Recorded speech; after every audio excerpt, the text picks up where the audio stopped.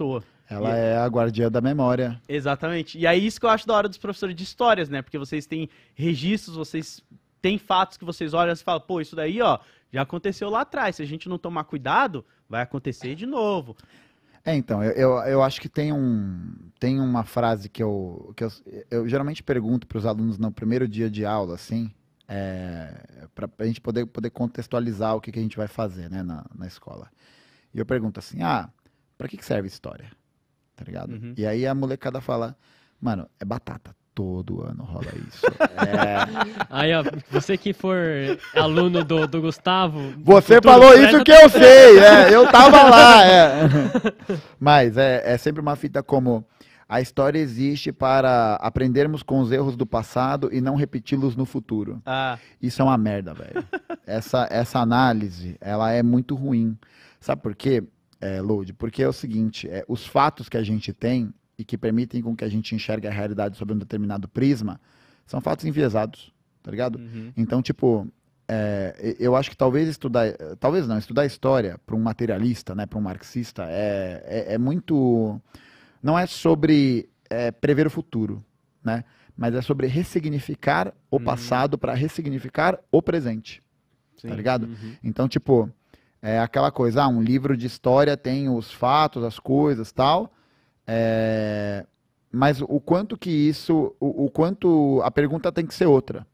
A pergunta tem que ser, por que esse presente quer estudar esse passado e não outra coisa? Isso muda totalmente a chave de análise, né? Por quê? Porque a gente não tem como prever o futuro. Então, se a gente fica nessa de olhar o passado para não cometer no futuro, o presente ele fica estanque, ele fica parado. Então, a gente não consegue entender que existe um interesse atual, contemporâneo, desse presente, em querer aprender as coisas do passado sobre uma determinada forma. Sim. Tá ligado? Um exemplo muito bom para a gente poder avaliar isso é ditadura militar no Brasil. Uhum. O Bolsonaro e o bolsonarismo, eles são produtos de uma questão histórica relacionada não só à ditadura, né? Mas a ditadura entra muito nisso, sobretudo o papel das Forças Armadas nesse processo, como algo não resolvido. Como algo que, na verdade, foi resolvido, mas foi resolvido sob uma perspectiva de conciliação. Veja, né, a ditadura militar, a partir do governo Geisel de 74, o objetivo da ditadura foi institucionalizar os instrumentos da ditadura. Por isso que a gente tem até hoje vários elementos que se permaneceram. Tinha a Lei de Segurança Nacional, que foi revogada só ano passado, tem Polícia Militar, artigo 142, tem várias estruturas que permaneceram. Né? Por quê? Porque isso nunca foi sanado da forma que deveria ter sido sanada, porque não era interessante para as classes dominantes que a população tomasse conta desse processo. Algo diferente, por exemplo, do que aconteceu na Argentina. Na Argentina você tem uma participação popular para a derrubada do regime que é muito mais forte. A pessoa vai falar, mas o meu tio, minha avó, meu cachorro estavam lá nas diretas já, não sei o quê. Bicho, diretas já serviram como um instrumento ali de mobilização, mas era tudo muito difuso, tudo muito esquisito, tudo muito parte de um discurso só, tá ligado? Tanto que a primeira eleição presidencial do Brasil não foi direta, né? Ela foi indireta. O Tancredo Neves, que é eleito e morre antes de assumir, e o Sarney assume, não é uma eleição direta, não é o povo que decidiu. É o colégio eleitoral, é o Congresso, que tinha membros do PDS que eram membros da Arena, tá ligado? Sim. E aí você vê, tipo, você vê, eu me perdi total, mas o lance da história, né?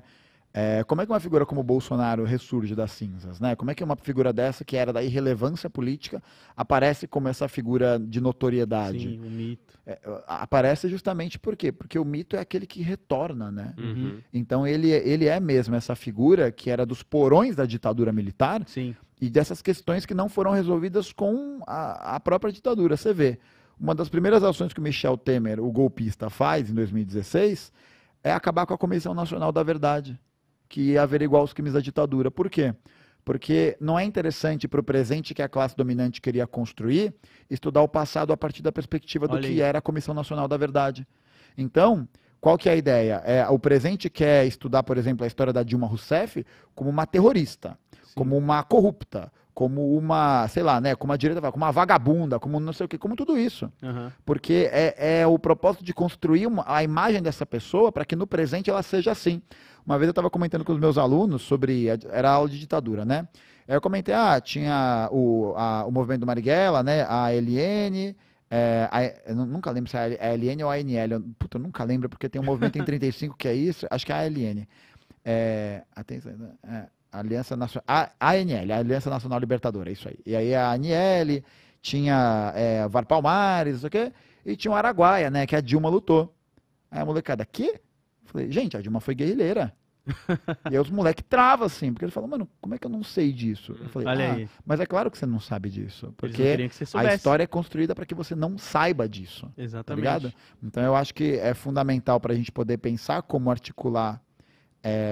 Tem uma frase que eu gosto muito, que é um dos grandes historiadores que eu me inspiro muito, não é nem historiador, né? Ele era um crítico literário, mas ele tem um texto maravilhoso, chama Tese sobre o Conceito de História, que articular o passado, articular historicamente o passado não significa dizê-lo tal qual como ele foi, mas sim realizar um processo de escovação desse passado para entender por que esse passado nos chegou desse jeito.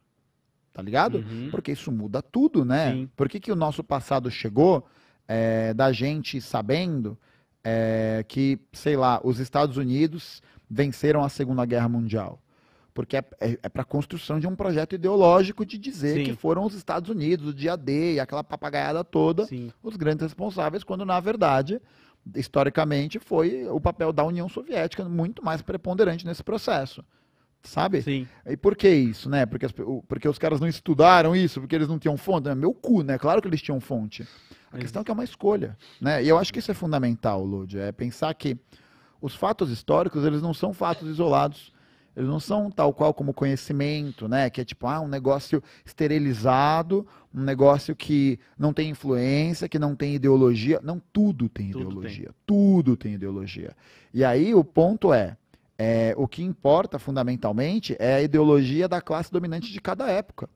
Então, se os Estados Unidos se tornaram a classe dominante pós fim da União Soviética, blá, blá, qual que é a imagem de história que eles vão querer passar? A história heróis. dominante, claro. Exatamente. Então, quando Marx fala isso, né, que o motor da história é a luta de classes, ele quer dizer exatamente isso.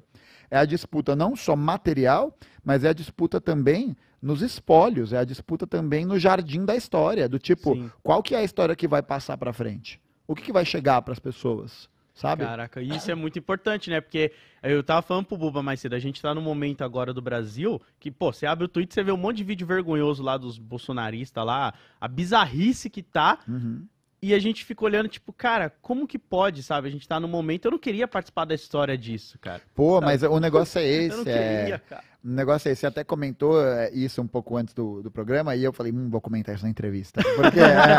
Porque na verdade, Lodi, a gente não escolhe isso, né? E tem um negócio que rola que a gente vai participar da história, mas aí cabe a gente a tomar algumas decisões em relação a isso, que são, né, uma coisa que uma grande camarada Lígia comenta, que é da União da Juventude, secretária de Relações Internacionais da União da Juventude Comunista, que é do Partido Comunista Brasileiro. Uhum. Ela me falou uma vez um negócio que eu nunca mais esqueci, que ela me disse assim, a história é muito sobre qual classe você vai trair, sabe? Qual é a classe que você vai trair? Se você vai trair a sua classe ou se você vai trair a classe dominante. Uhum. Então, tipo, a história, ela é um terreno de disputa. Sim. Ela é um terreno de batalha mesmo, tá ligado? Porque, tipo, quando a gente tá nesse trem da história, ele vai passando. Ele vai passando, a gente não tem o que fazer em relação a isso. Sim. Agora, se a gente quiser construir uma outra história, é como se a gente precisasse estar atento a esse movimento. E eu acho que o materialismo histórico dialético, né, o marxismo, ele dá uma resposta muito satisfatória para isso, porque a galera fala, não, o marxismo ele é a história pura em análise. Ele não é. Não é isso. O marxismo ele tem lado. É o lado dos trabalhadores. Uhum. É o lado da classe trabalhadora. O Partido Comunista Brasileiro, a Unidade Classista, o Coletivo Minervino de Oliveira, o Coletivo Feminista Classista na Montenegro, o LGBT Comunista, o JC, nós temos lado. Nosso lado é o lado das pessoas que produzem a realidade. E Sim. acabou. E é isso. Isso está fundamentado. para a gente poder pegar esse trem da história e a gente conseguir transformar essa história, a gente não toma essa escolha. Né? A gente não tem como escolher participar ou não da história. Sim. Mas, em alguns momentos em que esse trem está passando, as janelas ficam abertas. Certo. E de vez em quando nessas janelas vão aparecer algumas coisas que, se a gente não tiver pronto para agarrar, Uhum. elas vão embora. Elas Certo. vão embora. Então eu acho que é muito isso, é muito a gente entender quais que são as janelas de oportunidade que a gente vai ter para explorar as coisas, para a gente poder crescer o nosso movimento. Como foi, por exemplo, esses últimos 4 anos, e a gente viu um crescimento muito grande de comunicadores da esquerda radical. Sim. Né? Por quê? Porque é um momento histórico em que a gente pode conseguir construir esse espaço e poder dar uma viabilidade, uma racionalidade, uma explicação histórica para o que a gente está passando. Sim. E aquele negócio, se a gente não ocupar esse espaço, alguém vai ocupar. Sim. Esse ponto é fundamental, né? Da gente entender que, porra, é aquela coisa, né? Eu quero muito seguir os conteúdos na internet, fazer quiz e tal. Cara, se você não participar disso ativamente, materialmente, isso não vai servir para nada. Sim. Isso vai ter uma serventia muito pequena, né? Porque no final das contas, a gente tem que entender que o nosso objetivo central é de atuar na realidade. Esse é o nosso objetivo central. Sim. E a gente não faz isso sem a gente estar organizado e sem a gente estar nesse lugar da formação permanente, né? Uhum. Então, tipo, eu acho que é muito isso, assim.